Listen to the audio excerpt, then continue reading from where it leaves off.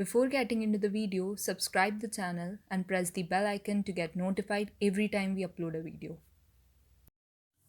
During string slicing, we can also add step argument as third parameter.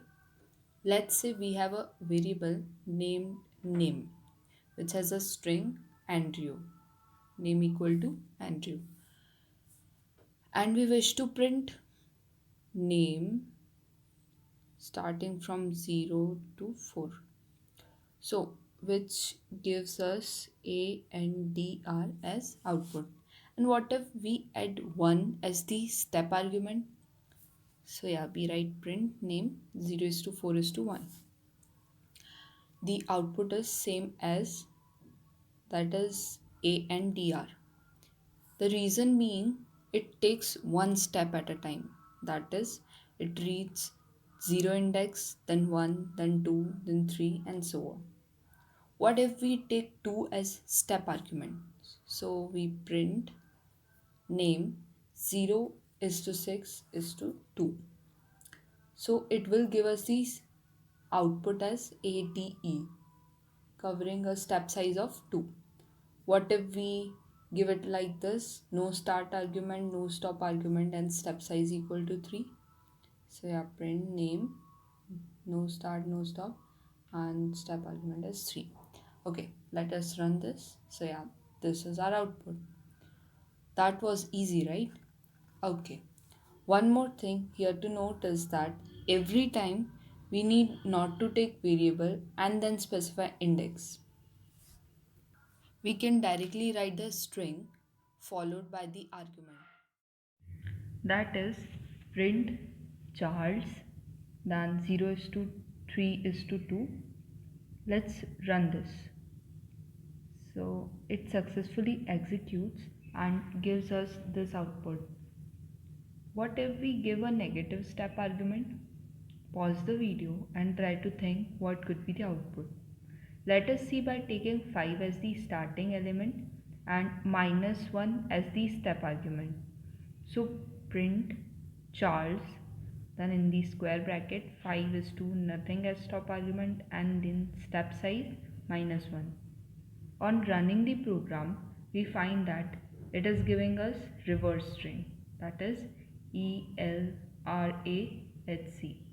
So yeah, this way negative step argument works, as it will start from 5th index and take a reverse index number 1 less in the string and go up to 0 and then print it.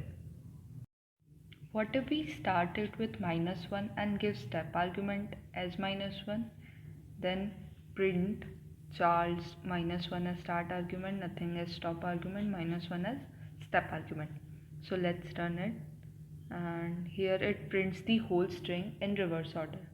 The same output will be shown if we do not give any start argument with step argument -1. Now let us talk something about the string method. The first function is the len function. Suppose we have a string in a variable name which is equal to Edward Stephen. What we will do is we write len and within the parenthesis we write the name of variable, and since we have to print it we write print before it. So it will be print len and then name. So it gives the length of the string, that is 14 in this case, but we had only 13 characters. Why would it give us output as 14?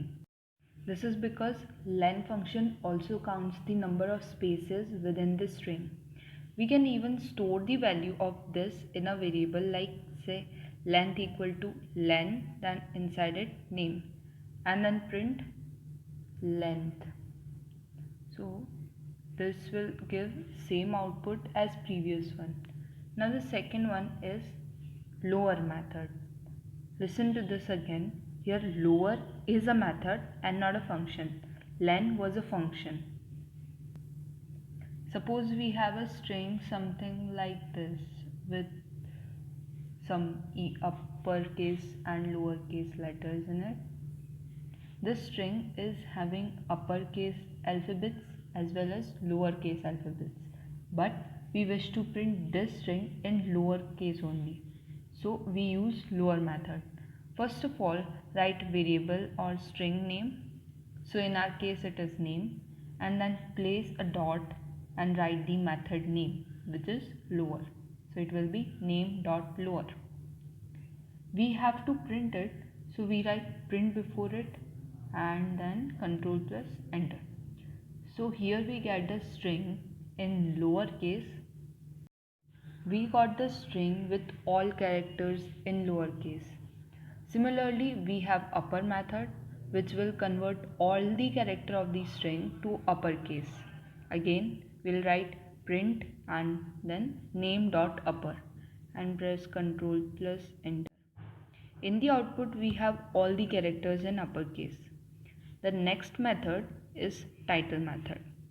So what it does is it converts only the first letter of the string to uppercase, and the remaining string that follows is converted to lowercase. And let us see how it works. Print name dot title. See, here only E is capital, rest of the words are in lowercase, and then S is capital, rest is small.